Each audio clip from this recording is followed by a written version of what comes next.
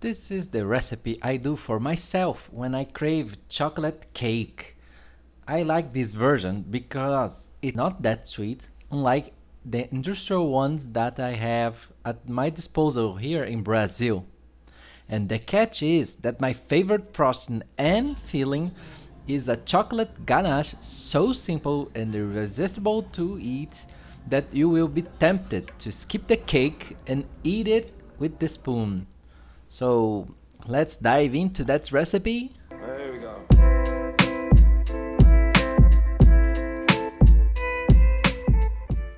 For the cake, I start with the wet ingredients and mix the chocolate powder with 120 milliliters of boiling water. It kinda awakens the chocolate, making it more chocolatey. Man, it's so good, this chocolate aroma. Then I put the other wet ingredients together. 150 grams of sugar, 90 milliliters of oil, 120 milliliters of milk, and one egg. Important the egg be the last because it may scramble with the hot water. I would like now to add some vanilla, but I'm out of vanilla, so today I'm using this. It's cumaru. Cumaru is a Brazilian seed from Amazon forests. It can be used as a vanilla substitute. Just some sprinkles are enough. Now for the dry ingredients. 2 cups of all-purpose flour and baking powder. Well, that's it. Oh, and don't forget to add salt.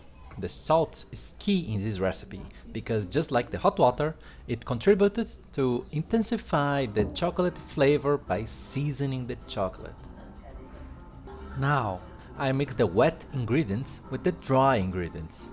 I try to be quick in that moment because the baking powder starts to work when it gets wet and it will produce gas right now. I don't want to lose the effects of the reaction in my final product, so I mixed quickly and transferred to my cake pan with parchment paper.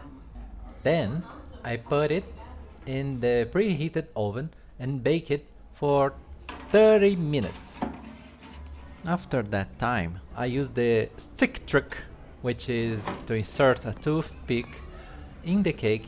If it goes out clean, it's good. If it's too wet, then leave it there for a couple more minutes and test it again. Mine is okay already, so I'm taking it out.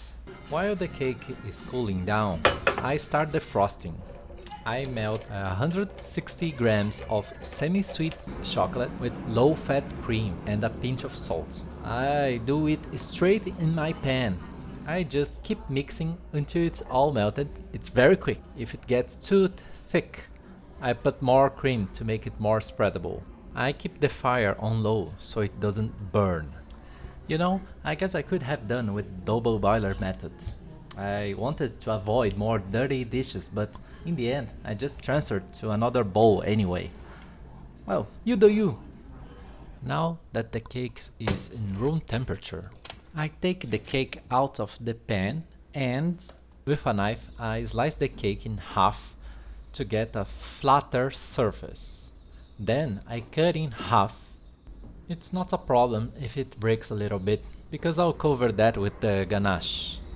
I like to prepare some coffee and brush some spoons of it over the cake to give an coffee note. I'm splashing espresso, by the way. You know, many recipes add coffee in chocolate cakes. It's a common thing to highlight the chocolate flavor. After that, I put a layer of the ganache over that half of the cake. I try to use only 40 or 35% of the ganache because the rest I'll use on top of the cake and around the cake. This is another personal thing, but I like to add a layer of strawberries. I think this fruity flavor balances very well with all the other strong flavors of the cake. It's the contrast of texture that I enjoy. Then I place the other half of the cake on top. I brush some of the remaining coffee and cover it with all my remaining ganache. In the end, I ran out of ganache. I guess I just used too much of it in the middle. So I did my best to cover all of the cake with what I had. Yeah, the camera shows the completed side. See? Beautiful. Now I slice a big piece for me. Ooh, can you feel it? It's so dense. It's very moist. Look at that.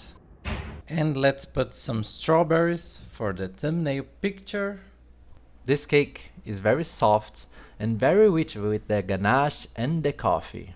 The sweetness of the cake is just enough for me without the sugar being overwhelming.